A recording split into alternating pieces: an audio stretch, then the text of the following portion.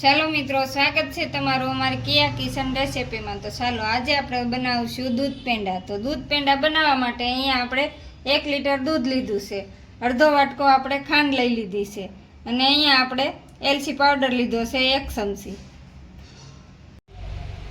તો હવે અહીંયા આપણે ગેસ ચાલુ કરી અને દૂધ ગરમ કરી લઈશું। તો અહીંયા આપણે એક વાસણ લીધું છે, એમાં આપણે પેંડા બનાવી લઈશું। તો વાસણ આપણે લેવાનું છે ગમે એ કોઈ પણ વાસણ ચાલે, પણ જાડા તળિયાવાળું વાસણ આપણે લેવાનું છે। તો હવે આમાં આપણે દૂધ એડ કરી દઈશું।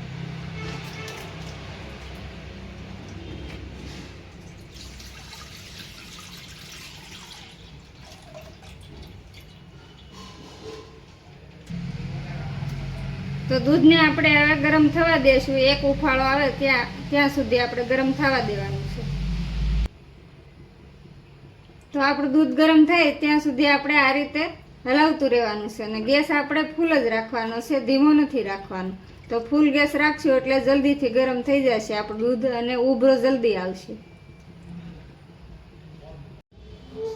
તો સરસ આપણું દૂધ ગરમ થઈ અને એક ઉભરો આવી ગયો છે। તો હવે આપણે ખાંડ એડ કરી દઈશું। તો ખાંડ તમે તમારા પ્રમાણમાં લઈ શકો છો, મીઠું ખાતા હોય તો ઝાઝી લઈ શકો અને મીડિયમ ખાઓ તો થોડી પણ લઈ શકો।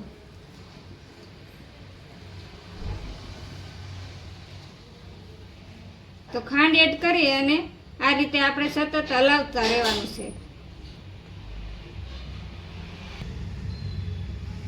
તો આ રીતે આપણે હલાવતું રહેવાનું છે અને સાઈડમાં આ રીતે સોટે એ આપણે અંદર લઈ લેવાનું છે। તો આ રીતે આપણે ખાસ હલાવતું જ રહેવાનું છે, આપણું દૂધ નીચે ન બેસે એટલા માટે આપણે હલાવતું રહેવાનું છે। તો સરસ આપણા દૂધનો કલર પણ ચેન્જ થઈ ગયો છે અને આપણું દૂધ પણ ઘણું બળી ગયું છે, એટલું દૂધ હતું આપણે એટલું દૂધ બળી ગયું છે અને કલર પણ સરસ ચેન્જ થવા લાગ્યો છે અને ઘાટું પણ સરસ થવા લાગ્યું છે। તો આ રીતે આપણે હલાવતા રહેવાનું છે, કેમ કે આપણા દૂધને બળતા બહુ વાર લાગે છે, વાર લાગશે પણ પેંડા આપણા સરસ ટેસ્ટી બનશે। તો આ રીતે આપણે હલાવતું રહેવાનું છે અને કલર પણ પહેલાં કરતાં ચેન્જ થઈ ગયો છે। તો આ રીતે આપણે હલાવતા રહીશું એટલે દૂધ આપણું સરસ ઘાટું થઈ જશે। તો એકદમ સરસ આપણું ઘાટું દૂધ બની ગયું છે। તો ત્રીજા ભાગનું દૂધ રહ્યું છે, આપણે 2 ભાગનું દૂધ બળી ગયું છે અને ત્રીજા ભાગનું દૂધ રહ્યું છે। તો આપણે ગેસ ધીમો કરીએ તો એટલું દૂધ રહ્યું છે આપણું અને સરસ માવા જેવું બનવા લાગ્યું છે અને સરસ માવો પણ બની ગયો છે। તો થોડી વાર આપણે આ રીતે હલાવતા રહીશું એટલે સરસ આપણો માવો બનીને તૈયાર થઈ જશે। તો આ રીતે આપણે સતત હલાવતું રહેવાનું છે। તો સરસ આપણો માવો ઘાટો થઈ ગયો છે અને સરસ બની ગયો છે। તો હવે આપણે સતત હલાવતા રહેવાનું છે એટલે પેંડા બને એવો ઘાટો થઈ જશે। તો આ રીતે આપણે હલાવતું રહેવાનું છે, મસ્ત માવો થઈ ગયો છે આ રીતે। તો હવે આપણે હલાવવાની થોડીક સાડ રાખવાની છે, તો આ રીતે આપણે સતત હલાવતું રાખવાનું।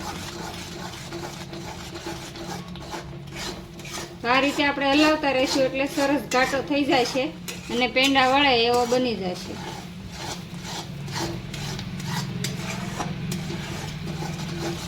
અને બનતા બહુ વાર લાગે છે પણ ટેસ્ટમાં સરસ લાગે છે, ખાવામાં આપણે કોઈ પણ પાવડર મિલાવટ ન આવે અને ખાવામાં સરસ લાગે છે। તો આ રીતે આપણે સતત હલાવવાની ઉતાવળ રાખવાની છે। તો આ રીતે આપણે હલાવતા જ રહીશું।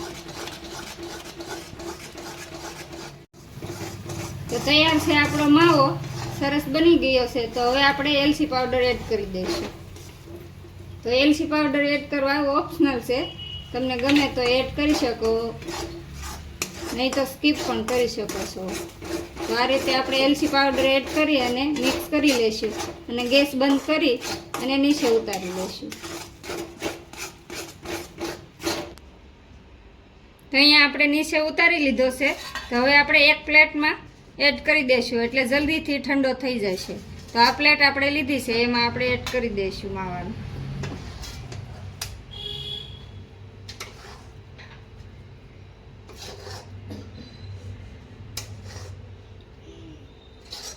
તો થોડી વાર આપણે ઠંડુ થવા દેશું તો સરસ મજાના પેંડા બની જશે.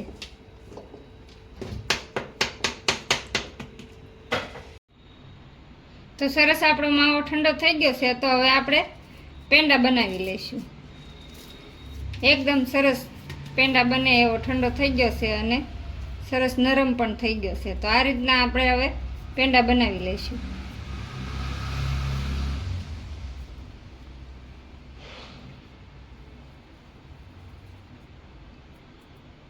તો આ રીતના આપણે જેવડી સાઈઝ રાખવી હોય એવડા પેંડા બનાવી અને આ એક ડીશમાં આપણે રાખી દઈશું.